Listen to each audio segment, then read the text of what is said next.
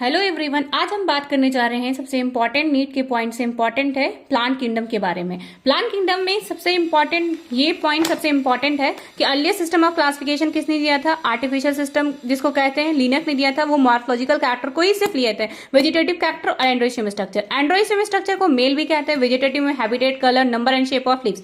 Vegetative और sexual character को equal weightage दिए थे, जो कि एक्सेप्टेबल नहीं था और क्लोजली रिलेटेड स्पेसीज को लिया गया था। जैसे कि एक प्लांट है, दूसरा भी एक प्लांट है, लेकिन एक फेवरेबल कंडीशन में ग्रो कर रहा है, एक अनफेवरेबल कंडीशन में ग्रो कर रहा है, तो इसका लीफ का सरफेस एरिया बड़ा होगा, इसका ये ज्यादा से लॉस करेगा वाटर को, ये इसका लीफ का सरफेस एरिया छोटा होगा, ये कम लॉस करेगा वाटर को। इसका प्लांट दिखने में भी अलग दिखेगा, ये वही प्लांट है लेकिन दिखने में अलग दिखेगा।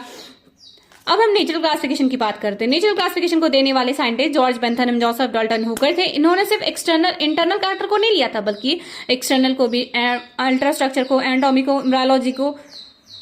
अब हम बात कर रहे हैं कि nature classification system closely related organs को लिया था। जो क्लोजली रिलेटेड ऑर्गेन्स में भी इसमें क्या हो रहा था कि डिफरेंट प्रॉपर्टीज दिख रही थी। जैसे यूकोलाई और बैक्टीरिया की कुछ प्रॉपर्टी जो होती है वो डिफरेंट होता है, दिखने में सेम होता है, एक्सटर्नली इंटरनली सेम होता है, लेकिन प्रॉपर्टी अलग होती है। अब हम फाइलोजेनेटिक रिलेशनशिप की बात करें। फाइलोजेनेटिक मतलब क्या होता है? फाइलो मतलब ट्राइब होता है। इवोल्यूशनरी रिलेशनशिप को जो इवोल्यूशनरी रिलेशनशिप के बेसिस पे जो होता है, इवोल्यूशनरी रिलेशनशिप मतलब इसमें क्या होता है? कॉमन एंसेस्टर होते हैं। जैसे आप हैं, आपकी सिस्टर या ब्रदर में क्या होता है? सिमिलरिटी ज्यादा दिखने के लिए मिलता है। आपके फ्रेंड में कम, सिस्टर की आपका एंसेस्टर जो है वो कम, आपकी मतलब कजन में भी सिमिलरिटी जो होगी, जैसे आपके कजन है इसमें सिमिलरिटी जो होगी आपके सिस्टर से कम होगी, लेकिन आपके फ्रेंड में एकदम नहीं होगी। ये एंसेस्टर क्या होंगे? कॉमन होंगे। इसलिए तो कॉमन एंसेस्टर को देखने के लिए हम लोग फॉसिल का हेल्प कर देते हैं, लेकिन यहाँ पे फॉसिल नहीं था। तब फॉसिल नहीं था तो दूसरे सोर्स हेल्प कर रहे थे क्लासिफिकेशन को इजी करने में, जैसे numerical taxonomy, cytotaxonomy and कीमोटैक्सोनॉमी। Numerical taxonomy जो होता है वो क्या होता है कि बहुत सारे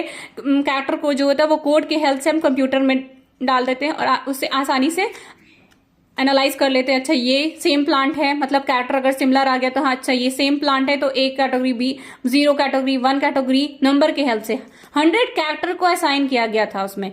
साइटोटैक्सोनॉमी में क्या होता है कि क्रोमोसोम का नंबर, स्ट्रक्चर एंड बिहेवियर लेते हैं। क्रोमोसोम नंबर जैसे ह्यूमन का और मंकी का क्रोमोसोम का जो होता है सिमिलरिटी अप्रोक्सीमेटली सेम होता है क्रोमोसोम नंबर, इसलिए 42 और 46 होता है। और जैसे देखें क्रोमोसोम स्ट्रक्चर देख लें, क्रोमोसोम बिहेवियर मेटाफेज एनाफेज में जो होता है मूवमेंट देख लेंगे। कीमोटैक्सोनॉमी क्या होता है कि केमिकल जो प्रेजेंट होता है प्लांट में उसके हेल्प से हम क्लासिफाई कर सकते हैं। अच्छा अगर दोनों सेम केमिकल का प्रेजेंट है तो कह सकते हैं कि हाँ ये क्या होता है, कॉमन एंसेस्टर हो सकता है।